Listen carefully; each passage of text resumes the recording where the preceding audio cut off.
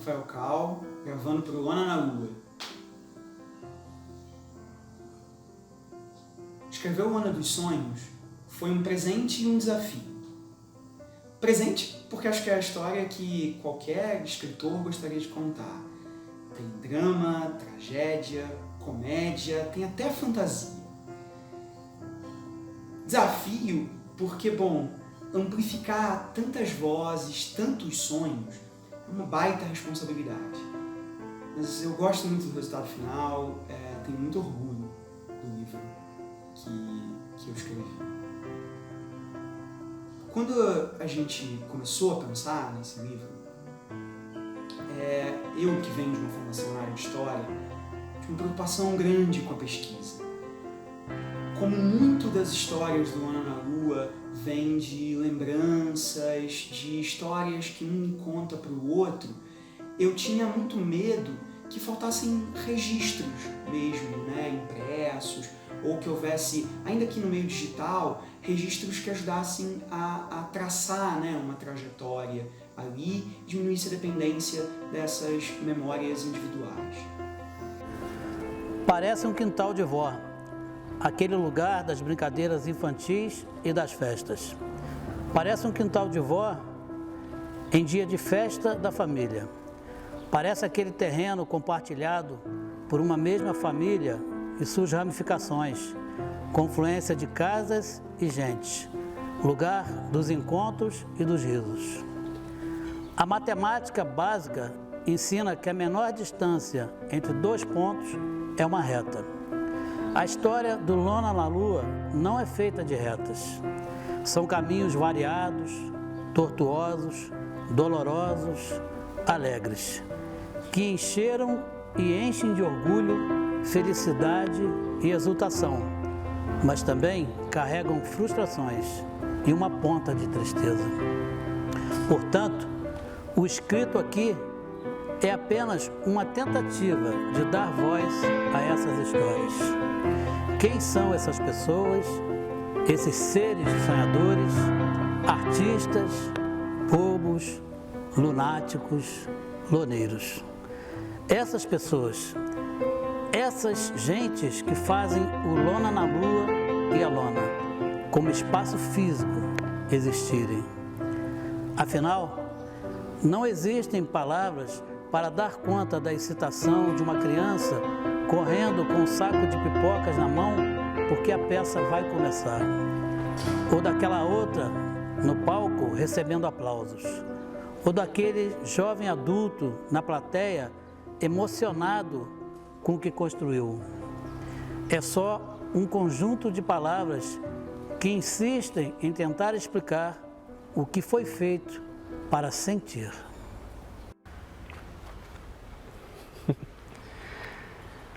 Lona dos Sonhos, as histórias do Lona na Lua, de Rafael Cal. O livro foi lançado no dia 21 de maio de 2016. É uma obra que a gente tem um orgulho imenso aqui na Lona. Acho que faltava para o nosso espaço e mais do que isso, o espaço merecia ter algumas de suas histórias registradas num livro, O que estava acontecendo é que os outros começavam a enxergar o que ele já sabia. Começavam a perceber que ele era um artista e seria um artista. Certa vez, com medo de ser reprovado em Química, a grande pedra no caminho até seu último dia na escola, Zeca procurou a professora da época, Leandra Martins, e pediu: "Por favor, eu só preciso de 6. Não vou usar isso nunca mais na minha vida. Só quero ser o artista." Em casa, o assunto já tinha vindo à tona, com um tom de seriedade. O "só quero ser um artista" preocupava um pouco. Era clara a apreensão com o futuro, mas isso não impedia que o apoiassem. O seu José e a tia Fátima sempre estiveram envolvidos nas atividades teatrais do filho desde cedo. E não apenas como espectadores. Quando o filho participou de um espetáculo em que havia uma cadeira de rodas, estava lá o pai, em um asilo da cidade, procurando uma que não estivesse sendo usada para emprestar à produção. Em uma noite, sentado na sala, vendo televisão com a mãe, Zeca olhou para ela e disse que queria ser artista, estar no teatro, ser ator. Hoje, a mãe lembra da história com os olhos marejados. Ele virou para mim e disse que não sabia o que ia ser da vida dele se não fosse artista. A reação dela é a grande prova da força que sustentou a família em momentos difíceis e que move Lona na Lua nos bons e maus dias. Falou das dificuldades, mas tentou não matar os sonhos. Ao contrário, incentivou o filho a seguir em frente com ainda mais afinco. Ela viu a minha cara de espanto quando contou isso e respondeu com a doçura que está em todas as palavras dessa senhora baixinha de olhos pequenos. Eu ia dizer o que para ele, meu filho? Não precisou dizer. Deu a mão. E para minha surpresa, eu achei muito material produzido nos jornais e nos blogs de jornalistas da cidade. Usei bastante desse material, foi muito importante nesse trabalho, conversei com pessoas da comunicação social da prefeitura, com jornalistas da cidade, reencontrei pessoas que eu não via há bastante tempo, logo eu, né, que comecei a escrever num jornal aí da cidade, no Folha da Terra. O Alfonso foi a primeira pessoa que me pagou para escrever na vida. Fiquei muito feliz por ter conseguido, né, trabalhar com esse material na produção do livro, e também fico hoje muito lisonjeado de saber que eles estão lendo o livro e que também gostaram do resultado e que também estão ajudando a criar novos desdobramentos para esse trabalho pelo qual eu tenho tanto carinho. E hoje, pensando um pouco nessa história toda, eu fico muito contente também de saber que a gente ainda tem um jornalismo muito vivo na cidade, que continua se produzindo jornalismo e que, mais do que isso, continua se contando histórias, continua se falando da cultura produzida na cidade, da arte produzida na cidade, com todos os desafios que a gente tem no jornalismo atualmente, no mundo inteiro, ainda mais numa cidade do interior, com todos os desafios econômicos e políticos de se fazer jornalismo hoje em dia. É muito legal saber que continua vivo e produzindo e contando sonhos e falando de jovens e do que eles produzem, levando arte para tanta gente. Porque se a arte muda a vida das pessoas, e eu acredito muito nisso, é muito bom saber que o jornalismo ecoa essa transformação. Dessa vez, o Lona na Lua resolveu pedir licença ao autor do livro Lona dos Sonhos, as histórias Lona na Lua, Rafael Cal, e a gente resolveu convidar os grandes contadores de histórias do Lona na Lua ao longo desses 11 anos de movimento sociocultural, ao longo desses 11 anos de atuação artística, cidadã. Com Não Foi Dessa Vez, acabava aquela história. Eu fui até o ponto aonde eu poderia ir com meu trabalho. Tinha uma frustração ali, claro, mas foi o que deu, diz. Era claro para ele que seria eliminado. Na saída do estúdio, viu as pessoas chorando e alguns desesperados com a eliminação. Ele não fazia parte do grupo. Já começava a pensar o que fazer com as tardes de sábado de fama que havia ganhado. No dia seguinte, já estava em Rio Bonito de manhã e as pessoas continuavam perguntando sobre o programa. No entanto, ele nunca disse que tinha sido eliminado para as pessoas que davam força. O programa, com a eliminação, ainda demoraria a passar e, diante dos incentivos dos desconhecidos e semi-conhecidos, sempre respondia com um agradecimento e um sorriso. Para alguns, ainda completava com "torça por mim, tô com chance" e ria consigo mesmo. Uma vez fui surpreendido com isso. A gente estava andando no centro da cidade, indo comer e conversar.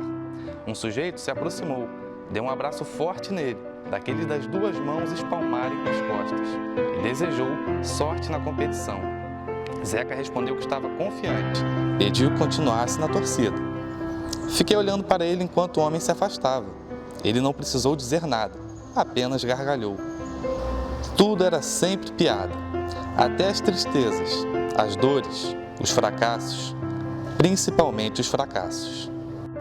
Essas pessoas, esses contadores de histórias do Lona na Lua, são pessoas fundamentais são pedras fundamentais na existência e na resistência do nosso movimento. Zeca tinha um plano. Estava cansado das frustrações. Continuava sonhando, mas era preciso dar corpo àquele sonho. Para isso, havia traçado um plano bastante ambicioso. Queria criar uma coisa que não tivesse paralelos na história da cidade. Rio Bonito tinha uma história recheada de personagens relevantes da cultura, mas isso não se havia transformado em movimentos contínuos e duradouros. Ele queria mudar isso. O plano começava com reunir muita gente, ir juntando pessoas de diferentes áreas: teatro, dança, música, artes plásticas, cultura popular e o que mais houvesse. Não era fácil. De certa forma, isso parece fazer parte de um longo caminho de ideias. Mais de uma vez, Zeca havia falado sobre criar um centro cultural. Em uma cidade como a nossa parecia loucura. Era só colocar os custos na ponta do lápis para ver que era insustentável à época. Era insustentável, uma loucura. Mas ele era e é louco. Esses jornalistas, parceiros do Lona na Lua, ao longo de 11 anos de atuação sociocultural, eles nos ajudaram a escrever essa história, sabe? Esses jornalistas tão especiais para o Lona na Lua escreveram sobre diversas fases que a gente estava vivendo. O dia tinha ido embora mais cedo que de costume naquela época do ano. O tempo estava fechado, ventava muito e a estrada era escura e deserta. Quem viesse na direção contrária veria o rapaz magro balançando sobre a moto prata, as roupas coloridas e o capacete cobrindo o topo da cabeça. Sob o céu carregado, olhava para cima, pensando que só faltava uma tempestade mesmo. Em poucos minutos, não faltaria mais. Quando acelerou a moto, na tentativa de chegar em casa antes do temporal, um pingo grosso de chuva caiu no rosto, logo abaixo do olho esquerdo, como uma lágrima caída do céu. Os olhos viram um filme à frente. A mão foi soltando aos poucos o acelerador para que pudesse contemplar a obra. Um filme sem autor, sem roteiro e sem créditos, cheio de personagens do porvir, cheio de cores e de luz. Não procurou abrigo, seguiu guiando a moto devagar, bem devagar, pela estrada estreita e cheia de água que descia dos céus e encharcava o piso duro. Parecia ir cada vez mais devagar, mas sem parar, sem sucumbir ao chão ou à chuva. Aceitou o caminho, a estrada desnivelada e torta. Aceitou a chuva, tomou banho nela, com ela, levantou o rosto e se deixou molhar. Aceitou o destino e voltou para casa, sob a chuva pesada e gelada. Era como se estivesse sendo lavado. Era como se o dia seguinte fosse novo. E seria. A história do Lona na Lua é feita de pessoas, de maneira direta e objetiva. É isso, o projeto ultrapassou todos os obstáculos que se impuseram e se impõe a todos os projetos socioculturais. Ao longo dos anos de existência, graças aos esforços de muitas pessoas que se envolveram em épocas distintas. Portanto, contar a história do Lona na Lua é contar a história dessas pessoas, suas impressões sobre a lona, o Lona e o mundo. Em seu site e nas páginas das redes sociais, o Lona na Lua é definido como um movimento sociocultural do interior do estado do Rio de Janeiro, que tem como principal objetivo alcançar o fortalecimento artístico e cultural de crianças e jovens, através de um modelo de arte inclusiva.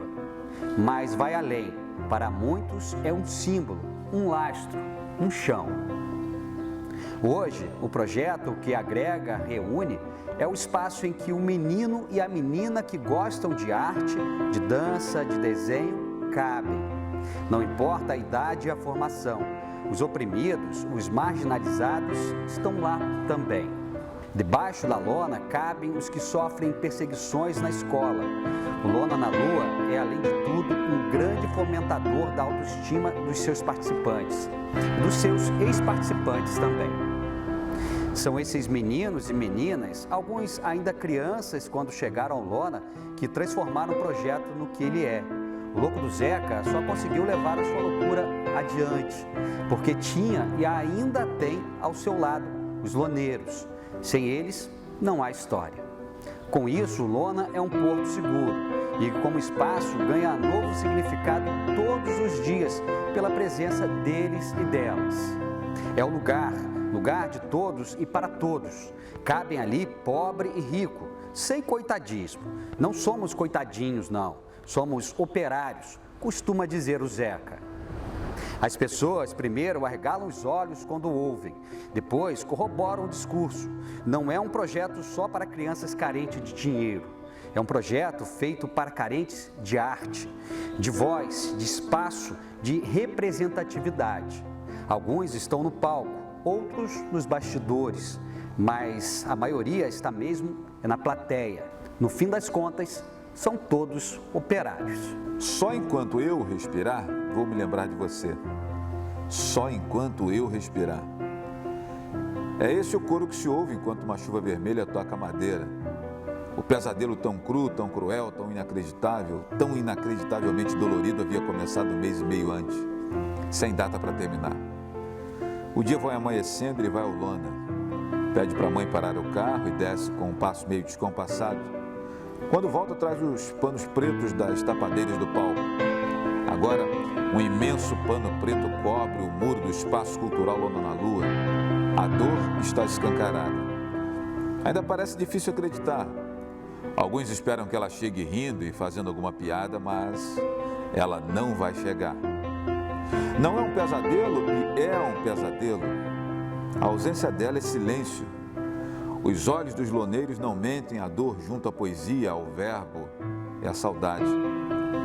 E o fim, por mais belo que seja, não tem mais nada de incerto. Cantam alto, mas nenhum grito é suficiente. Na saída da gravação em São Paulo, ao se despedir de Luciano para pegar o carro em direção ao aeroporto, entregou ao apresentador um presente, uma miniatura do Dom Quixote.